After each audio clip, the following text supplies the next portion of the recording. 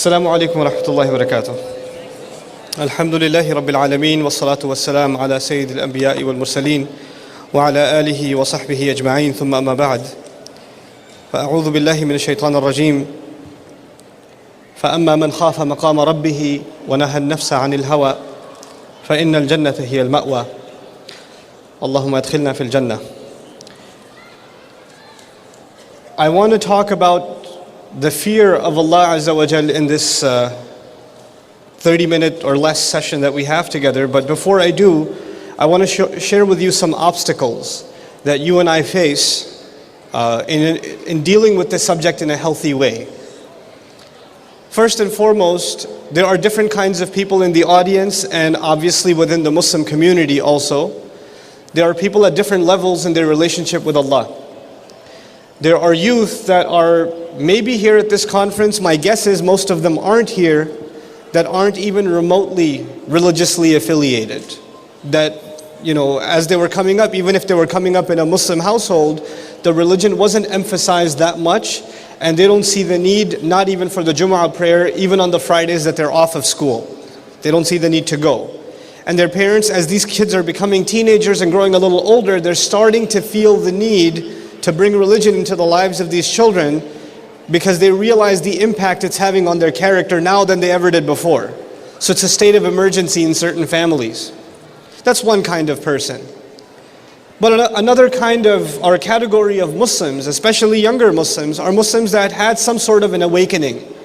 And you started turning towards the religion, and one of the things that brought you here to this conference is perhaps maybe a lot of you even came without your family. You came on your own, you came with a bunch of friends because you wanted to feel connected to a larger Muslim community. You wanted to be part of, or meet with scholars and speakers and feel rejuvenated. It's a way of refreshing your iman, and I really appreciate that about conferences.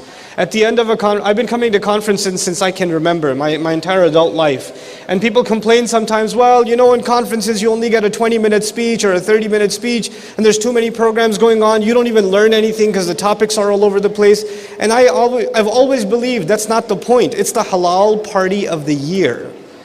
That is what a conference is. So if you're coming here with friends and you attend, okay, you heard a little bit of good advice. You didn't come here to learn. Please don't be offended. Other people, shuyukh, have a lot of great wisdom and knowledge to offer. But really, guys, you're sitting here, half the time you're on your phone. So you're not here to learn. Let's be honest with ourselves. We're here to get a little bit of good advice, inshallah ta'ala. Get a good vibe and feel good about being Muslims that have come together for something good. And inshallah ta'ala, leave with a positive spirit to do something more with our lives after we leave. And that in and of itself is a worthy goal.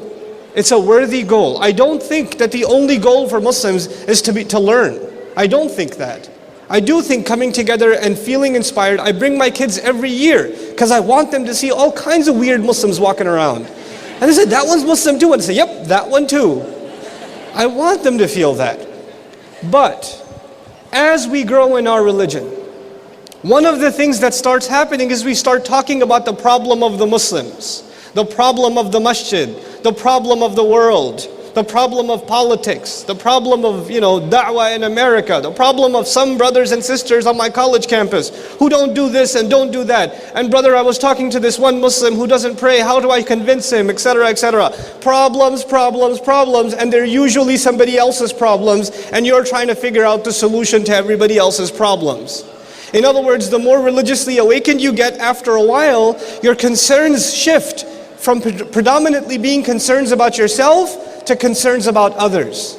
You just worry about others, as though you have already been resolved. That territory has already been conquered. Now it's time to move on and help somebody else. May Allah help those Muslims, brother, those guys from the Pakistan Student Association. Why aren't they in the MSA, the ones that are already 1 foot into Jannah, Why aren't they there? Why aren't they at the neighbor net? Why aren't they at this program or that? Or why aren't they showing at the conferences? What can we do for them? Well, first and foremost, we have to do something for us. And that's what this conversation of fear is about. I'm trying to address all of these different kinds of audiences, and there are even more categories. But let me tell you something. The more you're out there in activism and doing things, there's a very natural tendency to forget about yourself. You start getting concerned with the organization that you're serving, with the program that you're putting together, with whatever activity, and you start losing yourself in the process. At the same time, there's another problem. And this problem is across humanity, and Muslims are no exception. You know, there's a certain perception you have of me, whatever that's based on. But it's not the same perception that my wife or my children have of me, or what my parents have of me. It's not the same perception. They know a side of me you will never know. And I know a side of you that's just partial. We meet each other in public, we say salams to one another. Even if we speak to each other for a little bit, I don't really know you and you don't really know me. But you know what happens when we present ourselves in public and we're out there all the time meeting with people, interacting with society, and we're not by ourselves much? You know what happens? We forget that there is such a thing as also talking to yourself. There is such a thing as being reconnected with yourself. You know, we present a certain version of ourselves to the outside world. There's a certain kind of language you're not going to use at an interview. There's going to be a certain kind of tone you're going to take when you're talking to your employer or the imam of the masjid, or when you have a question with a scholar or something. There's going to be a side of you that you're going to present. And when you're among your friends, or you're at home by yourself, or you're among people that just completely know you, there's a different side of you that comes out. There's a different side of you. But you know what happens for some people? They put that face out for so long, they even forget who they really are. You become so used to presenting this version of yourself to the outside world, you don't even know what it means to look in the mirror anymore. You see someone who's not really there. We're not able to be honest with ourselves. I mean, really, how many of us have done the actual exercise of I know it sounds a little psychotic, but it's healthy. I actually happen to think it's therapeutic to talk to yourself and to be able to say to yourself, here are my shortcomings. Here is what is wrong with me. I tend to have an anger problem. I rush into things. I start things and I don't finish them. I don't give enough attention to one thing. I'm involved in too many things. I have short attention span. I am rude because when somebody's talking to me, I just start talking to somebody else. Or I can't seem to put my phone down. Or I have this addiction online that I can't get rid of. Or I have these friends, when they do the wrong thing, I don't say anything. I become a coward. I don't say anything. I don't even give them sincere advice. Or I have these late night hangouts and I keep missing Fajr. When is the last time we actually sat down and said, here is what I would like to change about my life? We're so worried about the world's problems, like we don't have any. And when you forget that you don't have problems, then the only fears you have is for others. You no longer have fears for yourself. What is a surprise then? Then when the dua is being made, when the Quran is being recited, you and I are having a hard time finding a tear to come out of the eye. Because the genuine fear is no longer there. That thought is not recurring in our minds. Hope is very powerful, but fear balances it. They have to go hand in hand. You can't have one or the other. And so this last session, I want to try to balance the equation. It's not a counter to hope. It's the balancing of that conversation. And it's a necessary part of that conversation. Our religion is not fire and brimstone, though it mentions fire and brimstone. And it does that in a very balanced way. The other problem we suffer, before we can have a healthy conversation about fear, the additional problem we suffer. One is we just keep presenting this, artificial version of ourselves. Thanks. The other problem is overstimulation. You guys, so many of you are addicted to movies, and on top of that, horror movies, and people, they celebrate things that we're supposed to be afraid of. Just this morning when we got to the hotel, I was going to put some PBS on for my kids because they like watching some of the shows, and I was going to put like a cartoon on, and you know how on the hotel TVs they have the movie trailers? So they had, what is it, Hellraiser or something? Hellrider? I can't tell. Ghost Rider. Dude's face is on fire. He's riding a motorbike, and he's supposed to be a character that you love. Like, this guy is awesome. His face is on fire. Hell is a joke. Your face on fire is entertainment? Do you understand how diluted that is? And by the way, I can't think of, outside a 2-year-old, my 2-year-old just saw a glance at that and he got scared. But nobody else got scared, which is disturbing. It's disturbing that nobody else got scared because now these unusual, weird things have become normal for us. Stuff blowing up, people on fire, you guys are playing video games where the headshot is the best shot to take. You know, I got like 5 headshots in a row, bro, slow motion. Play that in slow motion. Oh snap, that's good. You know, should I turn the blood off or on? No, turn it on, bro, turn it on. Turn the blood on, you know. You're not disturbed by that. And then some of you are addicted to these like really disturbing, gory horror flicks. And the more bloody and, you know, disgusting they are, the more you want to watch them. And on top of that, you're a vegetarian. I don't understand the reconciliation. But regardless, it is overstimulated us. And so when the Quran presents a picture of fire, presents a picture of torture and punishment, it's like, you know, I mean, yeah, it's bad. Can't be that bad. We're just overstimulated. There's nothing that affects us anymore. These words don't have an impact on us. And that's a very deep spiritual problem. It's a very deep spiritual problem. Just like, you know, if you have a bad diet, you have some very serious physical issues. You have a drain in energy when you're not eating healthy food. You start being tired over very little work. And slowly your body starts deteriorating and you're prone to some very serious diseases. Spiritual stagnation is just like that. If you're not taking in a healthy spiritual diet and you're not resisting junk food, junk intake, you know, spiritual poison, if you're not avoiding that, then you're going to have these consequences. And one of its biggest consequences is, at least the one that I see, you know, and I struggle with it myself and I see it in the youth especially, there's no more fear. There's no fear. And actually, even if the religion talks about fear, the first thing we do is complain about it. Like, why is the Quran, this girl came up to me and told me, why does the Quran talk about hell? And this girl, actually this happened, of all places in Boston it happened. She came up to me and she said, you know, I used to be a Muslim and I left. And I said, okay, let's talk after the program. And she told me, I left Islam because I was reading Surah Al-Rahman. And I was like, okay, well that's cool.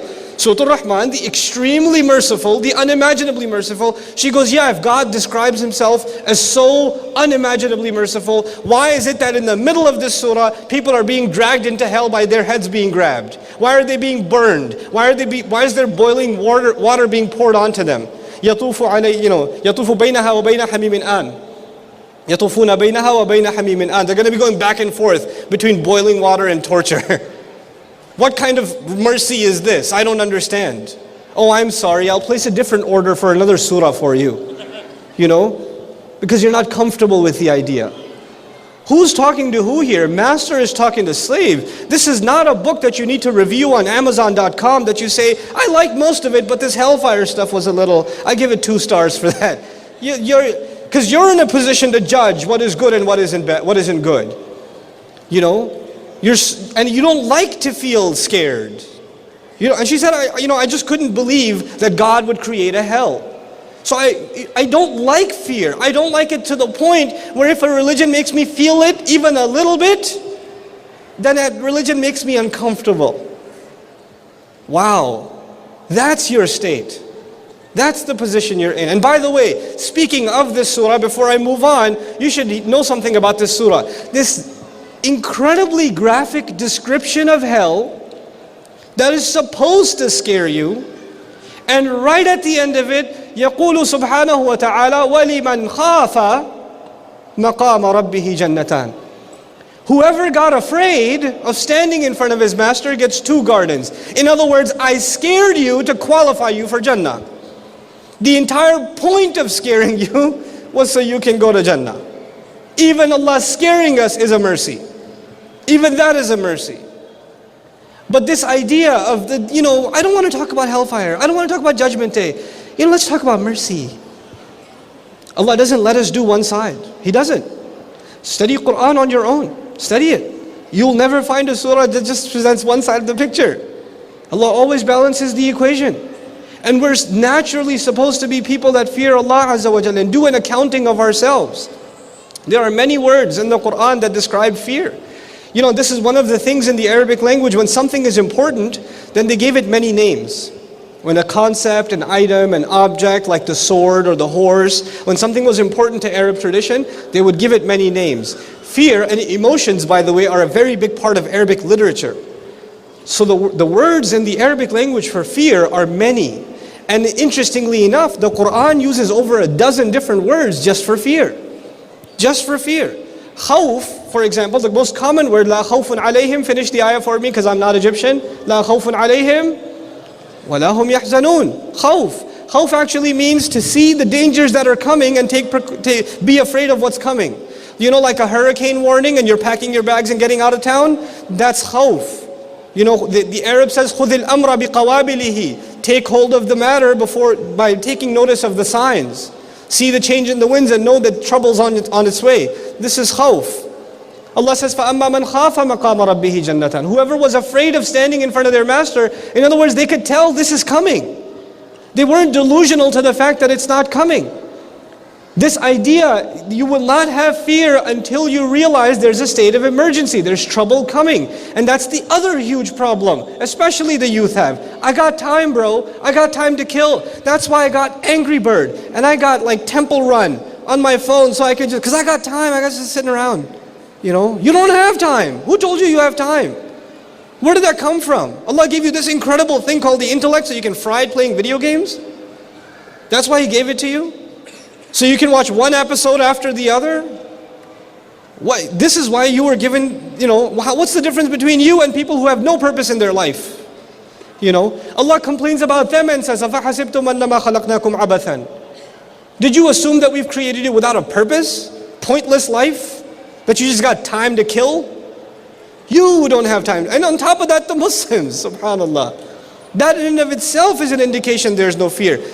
Entertainment, I don't think is wrong. I personally don't think it's wrong. It's okay. Entertain yourself, but know some limits, guys.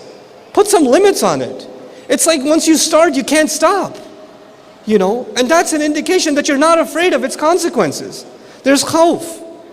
There's al-khashya. Al-khashya, Allah says, فَلَا تَخْشَوْهُمْ وَخْشَوْنِي. You know, khashya literally in Arabic means when you're afraid of the evil of something. The harm that will come to you from something. I'm afraid of a snake, it's a kind of a khashya. It's a kind of khashya. Because I'm afraid of its poison, its bite. That's khashya. Allah told us specifically, for example, don't be afraid of people or what they're capable of doing to you. Even if they have that capability. Look, the fear of a snake is a logical fear.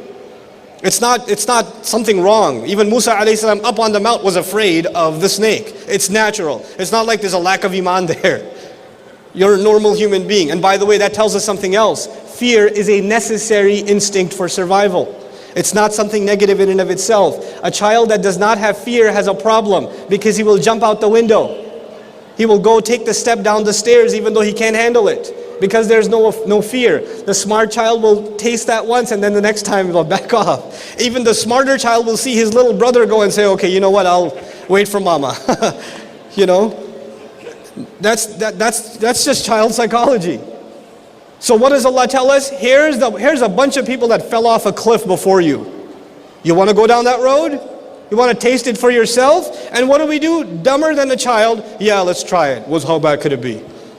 I'm going to be the exception. I'm going to be the one that jumps out the window is going to float. Watch. There are no exceptions. Whoever tries to wrestle the truth, wrestle the inevitable, gets wrestled and pinned themselves. There is no way. Fear is a healthy thing, in its place. In its place. But I want to talk to you about this other kind of fear. There's so many words in the Quran for fear, I can't possibly go through all of them with you, but a couple more.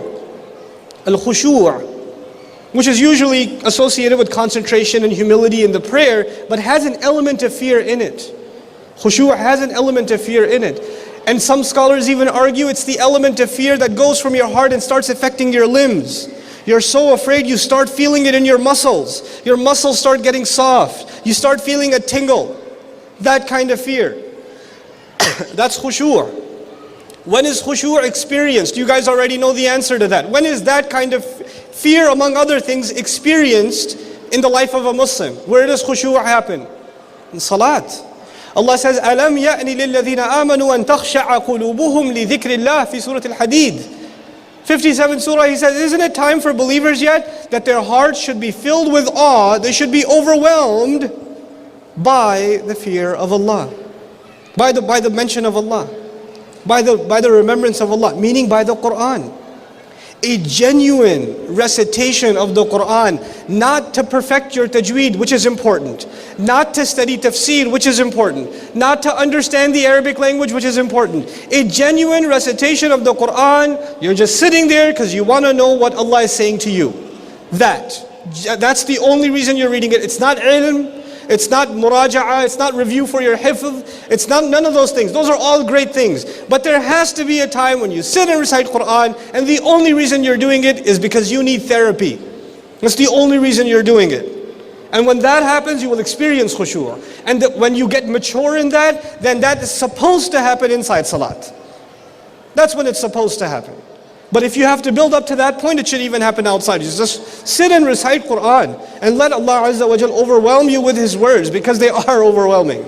They are very powerful words. It's no small thing. And Allah complains, hasn't the time come yet that their hearts aren't overwhelmed with emotion because of what Allah has revealed? These words aren't powerful enough? You know, these same words, if they fell upon a mountain, لَرَأَيْتَهُ خَاشِعًا رَدُّ الْعَمَلِ الْأَوَّلِ. The first reaction for the mountain, خَاشِعًا. And a mountain is just solid rock. It's just rock.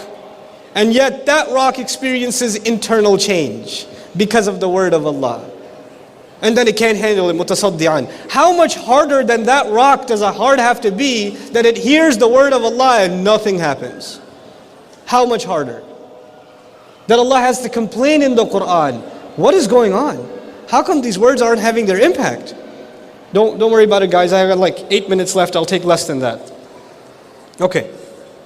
Now I want to talk to you about just a couple more fears. Two very common words that are associated with fear that actually they're related to each other. One of them, even though it doesn't technically mean fear, is taqwa. And I think all of you know the term taqwa, right? You've heard it before? And a lot of times in the Quran, when taqwa is translated, it's translated as fear. But just from a linguistic point of view, taqwa essentially is a fear or actions taken out of fear, precaution, protecting yourself. It comes from wiqaya, which literally means protection. So when you lock the house as you leave, that's taqwa. If you're going on a road trip and you left a couple of lights on purpose, and you set the alarm, or you told the neighbor, or you left the keys with a friend or whatever, all of that's taqwa. In other words, you took proper precaution to not get yourself into trouble. Taqwa is before the fact. Taqwa is before the fact. In other words, you don't want to get yourself into trouble. You don't want to, get a ticket, so you slow down before the red light comes. That's taqwa. In other words, it's a genuinely healthy, logical attitude for someone who knows there's trouble out there. That's what Allah Azza wa Jal wants from us. Just become awake, aware, conscious people. Be aware of your environment. Know that this thing is going to land you into trouble. I remind you something about taqwa that I want to share with you. Allah Azza wa Jal did not tell us, or tell Adam alayhi salam, don't eat from the tree. لا تأكلا من هذه الشجرة. Don't eat from the tree. He didn't say that. فقال لا تقربا هذه الشجرة. Don't go near the tree. Now, the next part of the ayah is لا تقربا هذه الشجرة فتكون من الظالمين. Don't eat from the tree. Don't go near the tree, rather. You'll become from the wrongdoers. But there's a step in between. Don't go near the tree. If you do go near the tree, as a result, you'll get tempted by the fruit. Then you will eat the fruit. Then a whole bunch of, and then eventually you'll be counted among the wrongdoers. There's a whole process. But as far as Allah is concerned and His knowledge of human nature is concerned, because He knows what He created, He says once you're within the gravitational force, you get close enough, you will get sucked in. So if Adam alayhi salam was told that, you, my brother, cannot say, nah, I can handle myself. I got this. It's not haram, is it? It's just like almost haram. You can't do that. Because now you're within the gravitational field. You have to be afraid of the fences and even beyond. You have to stay out of the neighborhood. You got to stay away. You can't even go near it. This is a very powerful thing Allah taught us. Not just to fear Him, but to fear the things that lead us to sin. To be afraid of the things that lead you to sin. You're heading in the wrong direction. You're not doing anything wrong yet, but I could see where this is leading. So stop. Let me give you guys a little bit of an example, just so this is not entirely theoretical. So, sister comes up to me and says, or the brother comes up to me and says, this Christian girl in college is asking questions about Islam and she's asking about God. Or a Muslim girl comes up to me and says, this guy in my college class, he's asking a lot about God and he has these questions. Could you help me answer them? Because he keeps arguing with me. Lady, sister, he's not arguing with you because he has a theological concern. Because those questions have well been answered online and there's plenty of resources on that available. He just wants to spend some more time with you. And maybe deep down inside you already know that. But you come and you say, no, I'm trying to give him da'wah to Islam. And you say, I'm going to help this sister out. She's a sister, inshallah. I want to help her out and we're just going to meet at Starbucks and discuss Tawheed. That's what we're going to do. I mean, this is da'wah to Islam. And then maybe one day, it's not Ramadan yet, so yeah, inshallah ta'ala, right after between Maghrib and Isha, I'm going to take her to this restaurant. It's a halal restaurant. We're going to do our totally halal da'wah. And somebody says, brother, what are you doing? I was like, eating food at a restaurant, bro. Is that haram? Is talking about Allah haram? No, but I could see where this is going. And then 4 months later, bro, there's a sister, she's ready to convert. And I want to marry her. Is she really ready to convert? No, but I think she might. How do I convince my parents? Yeah. And what you're not, and this is the halal version of what you tell the imam. What happened in between, we all know. We're not dumb. Okay? I was in college too once. I know how this stuff goes. And when you question the guy, you question the girl, you say, what are you talking about? Astaghfirullah, I would never. Really? You would never? You get sucked in, you don't even realize it. One thing leads to another. One thing leads to another. You have to be afraid of these things. And this will never happen. I'm going back to the beginning of my conversation. You will not be afraid of these problems if you don't really know who you are. If you're delusional about yourself. If you think that everybody else has a problem, you're here to save the world. You're here to give them Islam. If that's what your mentality has become, then you will never think that you have a nafs problem too. You have shahawat also. You have the waswasa of shaitan too. You won't even be worried about that. أَتَأْمُرُونَ النَّاسَ بِالْبِرِّ وَتَنْسَوْنَ أَنفُسَكُمْ. And by the way, I'll end with this last two kinds of fear. As I said, taqwa is before the fact. You take precautions ahead of time. And then after that, there's wajal. Al-wajal. Wajal is after the fact. You're afraid of what you've done. You're afraid of what you've done something wrong and you're super scared. Man, I'm going to get caught. I don't know what's going to happen. I did this, bro. I don't know. I got to talk to this imam. I got to send him a brother. I've done this really terrible thing. What should I do? I'm really scared. I can't tell you how many of those emails I have to delete. Don't send me those emails. Talk to a counselor. Ask me Arabic questions, okay? But this is, wajal is after the fact. So Allah says, إِذَا ذُكِرَ اللَّهُ وَجِلَتْ قُلُوبُهُم. When Allah is mentioned, when Allah is remembered, their hearts start trembling out of fear over what they have already done. In other words, standing in salat, reciting Quran, khushu' and wajal. Wajal meaning your heart starts getting overwhelmed. Man, Allah Azza wa Jal said, وَالَّذِينَ هُمْ عَنِ اللَّغْوِ مُعْرِضُونَ. They stay away from useless conversation. I just finished one. وَالَّذِينَ هُمْ لِلزَّكَاةِ فَاعِلُونَ. They're constantly trying to cleanse themselves. I just finished watching some filth. Strike two. I am afraid of what just happened. You're supposed to get afraid. You're supposed to be a muhasabah of yourself. This is wajal. But the last kind of fear. I find this fascinating. Of the many kinds of fear, I just want to talk to you about this one. This is called ar-rahab. Ar-rahab. Ra, ha, and ba. From it we get the word rahbaniyya. Ruhban, rahbaniyya. Rahbaniyya in Arabic means basically like a monk lifestyle where you la turid ladhat ad-dunya. You don't want any pleasures of the world. You want nothing to do with them. You know how these monks, they dress in uncomfortable clothes and they sleep on like the floor and they don't eat fruit because it might taste good or something, They don't want anything to do with worldly pleasure. They want to deny them all of that. But from that derivation, you get one of the words for fear. And that word for fear particularly is used for the Israelites. In one case, for example, وَإِيَّايَ فَارْهَبُونَ. Be afraid only and only of me. Rahab is used. The question arises why? Some of our ulama commented on the word rahab here. They said the problem of Bani Israel began with self-righteousness. They were self-righteous. They assumed they got it all figured out. Everybody else has the problem. As a result of their self-righteousness, they stopped fearing Allah. And when they stopped fearing Allah, even their motivation for Jannah was gone. When the fear of hell goes, next thing to go is what? Motivation for Jannah. One motivation dies, the other motivation dies. And if no longer there's no longer a fear of fire, and there's no longer a motivation for paradise, then the only motives you have left are here. Now listen to this. Listen to this catch. Ar-rahab, I told you rahbaniyah, otherworldliness. Yeah, otherworldliness. Rahab is a kind of fear that makes you lose the pleasures of this world. When you have that fear, you want nothing, you forget all the pleasures of this world. They were so immersed in worldly pleasure and they were so engrossed in it, the kind of fear Allah wants from them is the one that negates their addictions. The one that removes them. So He says, فَإِيَّايَ فَارْهَبُونَ. This is the state you've reached. It's one of the most terrifying states of fear in the Arabic language. You're so afraid that nothing good comes in your head. You're completely overwhelmed in your fear. Allah used that word specifically for a people that were so deeply engrossed in this world because their motivations for the akhirah were gone.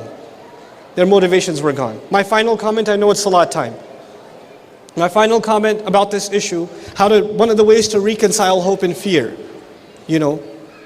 is in the life of a Muslim, maybe your first entrance into Islam was something that scared you. Maybe it was a fear. For me personally, it was. One of the things that brought me back to the deen was fear. It really was. Maybe the primary thing that brought me back was fear.